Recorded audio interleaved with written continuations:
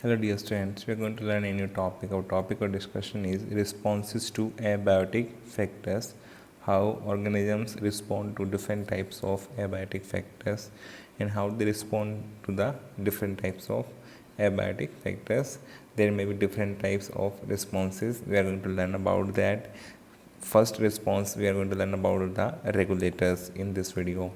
Hello प्यारे बच्चों, इस वीडियो में डिस्कस करने वाला एक नया टॉपिक हमारा टॉपिक और डिस्कशन होने वाला है responses to abiotic factor. Abiotic factor के अगेंस्ट ऑर्गेनिजम्स के कैसे रिस्पॉन्स हो सकते हैं।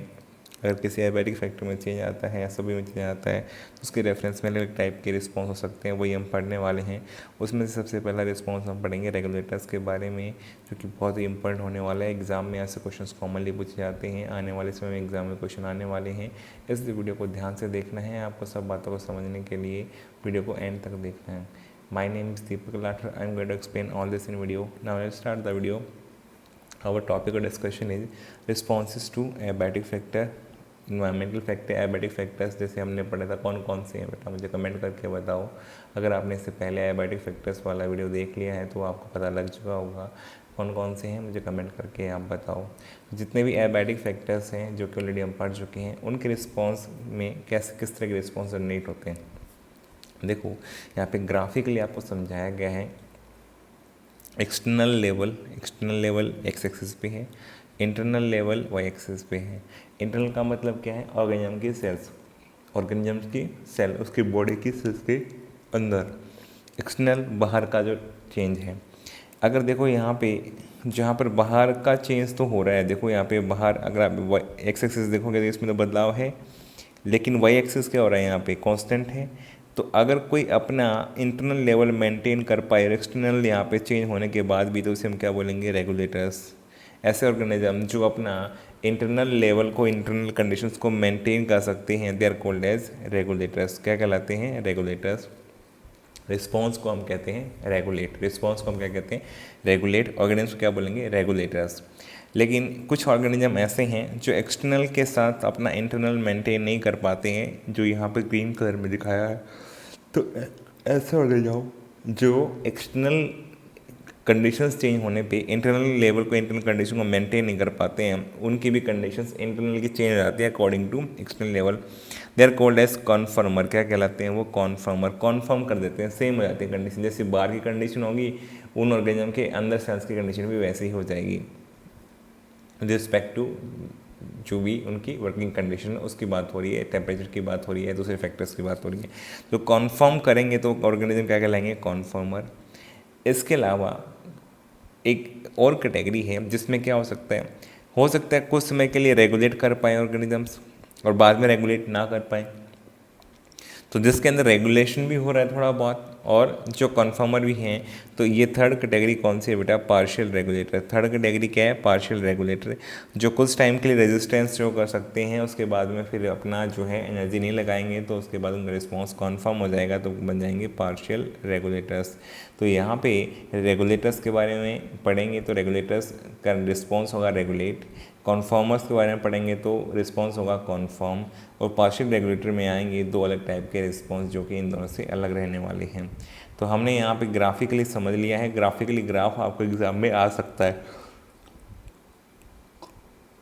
ग्राफ में से क्या पूछ सकता है, जैसे ये वाला ग्राफ जहाँ पे एक्सटर्नल बदल रहा है लेकिन इंटरनल कांस्टेंट है, तो ऐसे रिस्पॉन्स को रेगुलेटर बोलेंगे। ऑर्गेनिज्म क्या बोलेंगे, रेगुलेटर। जहाँ पे एक्सटर्नल के चेंज होने से इंटरनल चेंज हो जाएगा, उसे क्या बोलेंगे, कॉन्फर्मर। और जहाँ पे दोनों कंडीशन हो सकती हैं तो उसे क्या बोलेंगे, पार्शियल रेगुलेटर। ये आपको समझ में आ गया, लेबलिंग आ सकती है। फिर देखो यहाँ पे एनसीईआरटी में लिखा हुआ है, during the course of millions of years of their existence. किसी भी स्पीसीज़ के, किसी ऑर्गेनिज्म की बात हो रही है, जिसकी स्पीसीज़ की बात हो रही है, many species would have evolve हुए हैं and A relatively constant internal environment जो है मेंटेन करना सीख लिया है। तो एवोल्यूशन जो हुआ है वो मिलियंस ऑफ ईयर्स में हुआ है, जो अभी भी चल रहा है। उसमें बहुत सारे स्पीसीज़ ने क्या किया है, अपना कांस्टेंट इंटरनल इन्वायरमेंट मेंटेन करना सीख लिया है। ये इससे फ़ायदा क्या होता है, देखो इससे फ़ायदा ये होता है, all biochemical reactions and physiological functions, ये अपने बायोकेमिकल रिएक्शंस को और अपने फिजियोलॉजिकल फंक्शंस जो हैं सेल के, to proceed with maximum efficiency, ये मैक्सिमम एफिशिएंसी में मेंटेन कर सकते हैं। अगर ये अपने इंटरनल कांस्टेंट इन्वायरमेंट को मेंटेन कर सकते हैं तो उसकी वजह से इनकी बायोकेमिकल रिएक्शंस, फिजियोलॉजिकल फंक्शंस जो है वो मैक्सिमम एफिशिएंसी के साथ ये कर सकते हैं। तो केमिकल ये मेटाबॉलिक रिएक्शन हो रही हैं और साथ में फिजियोलॉजी जो है सेल की उस पर डिपेंड ही करती है।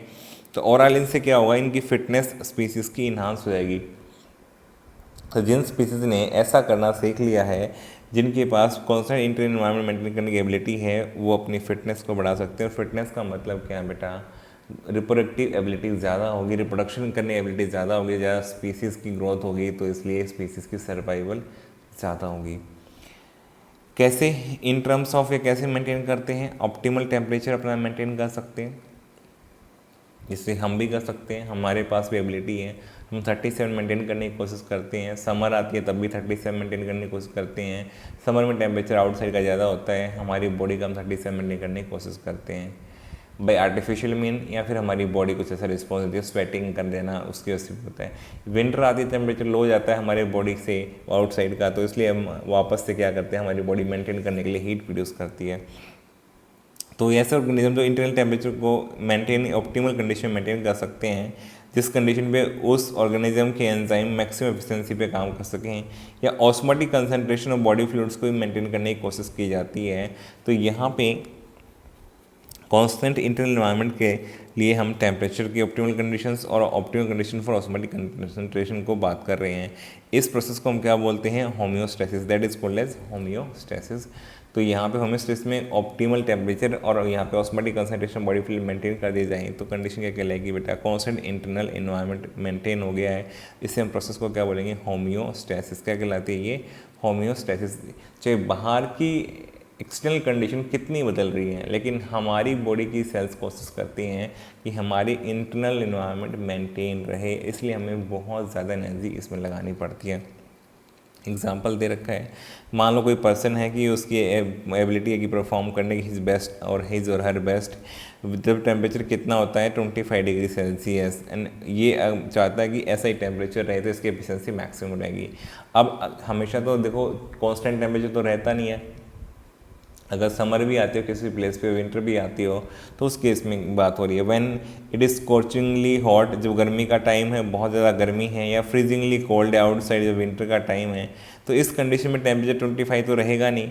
तो ये अचीव कर सकते हैं हम, कैसे अचीव कर सकते हैं, जैसे कि एट होम, घर पे भी अचीव कर सकते हैं, कार में भी, in the car while travelling, और एट वर्क प्लेस भी। तो ये हर जगह मेंटेन हम कर सकते हैं, लेकिन इसके लिए हमें क्या करना पड़ेगा, using an air conditioner in summer, गर्मियों में हमें एसी लगाना पड़ेगा, और हीटर यूज़ करना पड़ेगा विंटर में, तब हम इस 25 डिग्री सेल्सियस को अचीव कर सकते हैं, समर में भी और विंटर में भी। तो इसमें हमने क्या किया, यहाँ पे पर्सन का होम्योस्टेसिस मेंटेन हुआ है थ्रू आर्टिफिशियल मीन्स, उसकी सेल्स ने मेंटेन नहीं किया है इसको। तो ये not through the physiological mean, physiological mean से अचीव नहीं हुआ। अगर ये फिजियोलॉजिकल नेचुरली होता ना, नेचुरली मेंटेन करती है इसको सेल्स, तो ये फिजियोलॉजिकल मीन से अचीव होता है। लेकिन अब हमने किससे किया है, आर्टिफिशियल मीन से अचीव किया है, तो इसमें फिजियोलॉजी का बहुत ज़्यादा रोल नहीं है। ठीक है, तो यहाँ पे आर्टिफिशियल का रोल आ गया। अगर जैसे गर्मी होती तो हम स्वेट करते तो नेचुरल होता, अगर विंटर होती हम सीवर करते और हमें बॉडी जो है हमारी हीट जनरेट करने की एबिलिटी को बढ़ा लेती, तो वो नेचुरल रहता। ये हमने क्या किया, सारा आर्टिफिशियल जो है मीन्स उनसे हमने मेंटेन करने की कोशिश किया। तो ये यहाँ पे समझाना चाहा कि कैसे एग्जांपल दे करके जो हम समझ सकते हैं इस कंडीशन को, होम्योस्टेसिस को कैसे मेंटेन करने की कोशिश की जा सकती है। तो सेल्स अपने आप भी कर लेती हैं, जब अपने आप करती हैं इस रिस्पॉन्स को हम क्या बोलते हैं, रेगुलेट। क्या बोलते हैं, रेगुलेट। और ऑर्गेनिज्म क्या बोलते हैं, रेगुलेटर्स। देखो यहाँ पे एग्जाम्पल दे करके समझाया है कि रेगुलेटर्स में जैसे some organisms are able to maintain homeostasis, अपने कांस्टेंट इंटरनल एनवायरनमेंट को मेंटेन कर सकते हैं irrespective of varying external condition. अगर बाहरी कंडीशन कितनी बदल रही है, लेकिन ये अपने अंदर की होम्योस्टेसिस को मेंटेन या इंटरनल एनवायरनमेंट को मेंटेन कर सकते हैं बाई फिजियोलॉजिकल मीन्स और समटाइम्स बाई बिहेवियरल ऑल्सो। तो फिजियोलॉजिकल और बिहेवियर का मतलब क्या है, फिजियोलॉजी तो सेल के अंदर की कंडीशंस पे डिपेंड करती है, सेल के अंदर कैसे मेटाबॉलिज्म चल रहा है, किस तरह से चीज़ें हो रही हैं, तो वो फिजियोलॉजी है।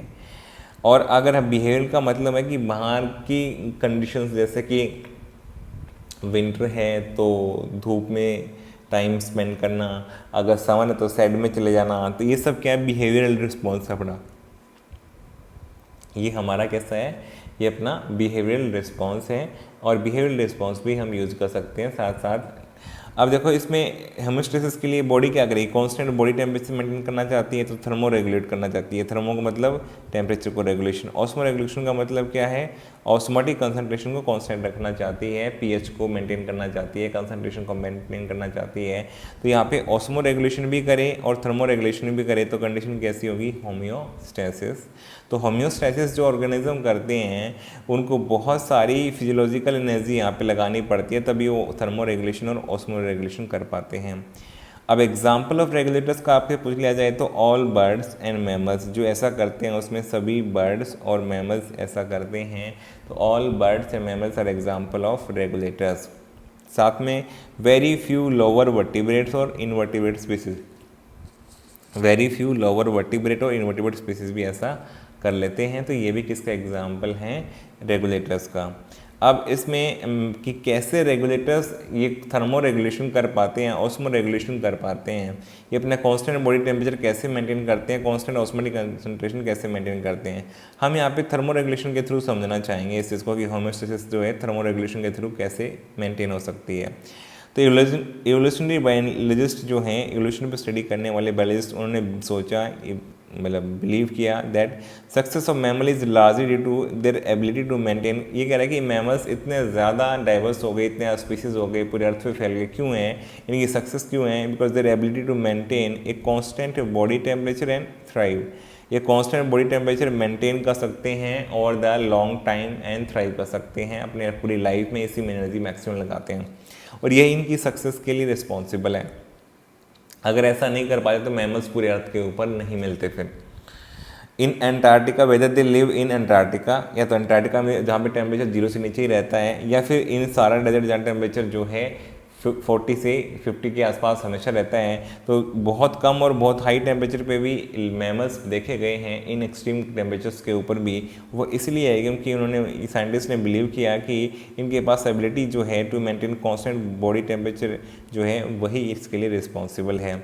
अब देखो मैकेनिज़्म कैसे यूज़ किया जाता है, मैकेनिज़्म कैसे यूज़ करते हैं, कोई और रेगुलेटर होगा तो जैसे हम यूज़ करते हैं मैकेनिज़्म, वही सेम रेगुलेटर्स भी यूज़ करेंगे। जैसे mechanism used by most mammals for thermoregulation की बात हो रही है, to regulate their body temperature are similar to one that is used by humans, जो हमारे द्वारा यूज़ किया जाता है। हम क्या करते हैं, देखो गर्मी आती है तो नेचुरली गर्मी, मान लो ये वो बात हो रही है कि बेटा जहाँ पे नेचुरल मीन से हमने कंट्रोल करना, आर्टिफिशियल मीन से नहीं करना हमें टेम्परेचर गर्मी के अंदर कि एसी लगा लिया, गाड़ी में एसी लगा लिया, घर में एसी, वैसे नहीं करना। वो कैसा है, आर्टिफिशियल मीन। हम यहाँ पे किसकी बात कर रहे हैं, फिजियोलॉजिकल। आप इसको ऐसे समझो, एक गरीब इंसान है, एक अमीर है।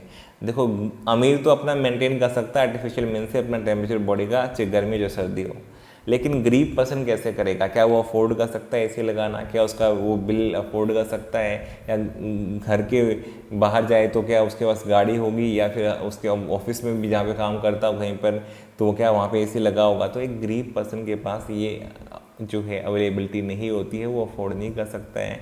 तो उस केस में कंडीशन क्या होगी, नॉर्मली अगर आउटसाइड टेम्परेचर ज़्यादा हो जाए समर में तो वो क्या करते हैं, लोग नॉर्मली स्वेट करते हैं, उनकी बॉडी की सेल्स स्वेट करती हैं, स्वेट करने से पसीना निकलता है और उससे एवेपोरेशन होने से कूलिंग होती है और बॉडी का टेम्परेचर धीरे धीरे लोअर डाउन होना शुरू हो जाता है उस पसीना निकलने की वजह से ही।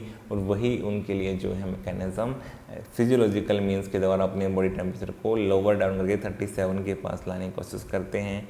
सेम वही गरीब पर्सन क्या करेगा, अगर विंटर आएगी तो बेटा वो हीटर नहीं अफोर्ड कर पाएगा, हीटर का बिल नहीं अफोर्ड कर पाएगा, तो उसके पास हर मौसम के लिए जो है अवेलेबिलिटी नहीं है सब तरह फैसिलिटी। तो गरीब क्या करेगा, सीवर करेगा। नॉर्मली सीवर करे कब आएगा, तो उससे क्या होगा, बॉडी की रिएक्शन जनरेट होगी, तो बॉडी जो है हीट जनरेट करने की रिएक्शंस को बढ़ा देगी, तो हीट जनरेट होगी तो बॉडी का टेम्परेचर धीरे धीरे राइज करना शुरू कर देगा। तो ये नॉर्मली यहाँ पे कॉमन मैन की बात हो रही है जो हर जगह इन सब चीज़ों को फैसिलिटीज़ को अफोर्ड नहीं कर सकता है, आर्टिफिशियल मीन्स को अफोर्ड नहीं कर सकता है, तो फिजियोलॉजिकली उनकी बॉडी कैसे में तो सेम जो मैकेनिज्म हम यूज़ करें वही रेगुलेटर्स भी यूज़ करते हैं।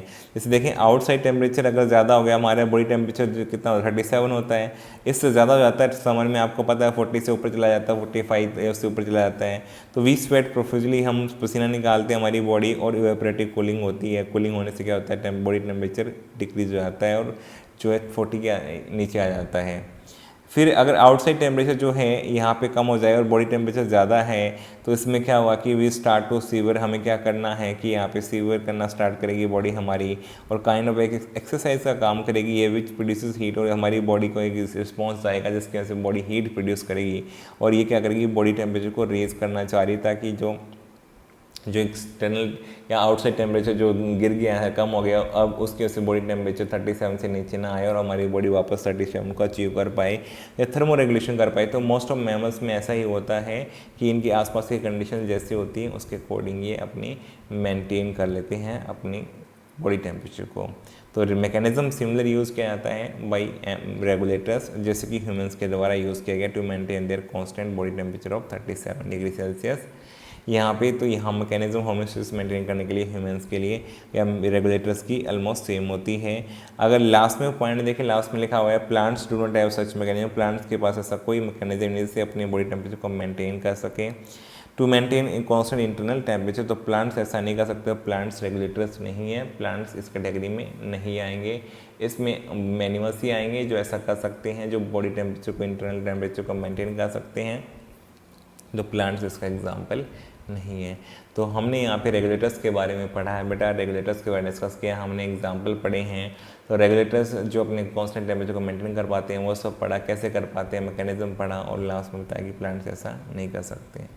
तो यहाँ तक हम रेगुलेटर तक इस वीडियो में रखते हैं। मुझे उम्मीद है सब बातें आपको समझ में आ चुकी होंगी जितनी हमने डिस्कस की हैं। अगर आपको वीडियो पसंद आया तो वीडियो को लाइक करो बेटा, कमेंट करके बताओ, चैनल पे नए चैनल को सब्सक्राइब करो, अपने फ्रेंड के साथ शेयर करो। Thank you for watching the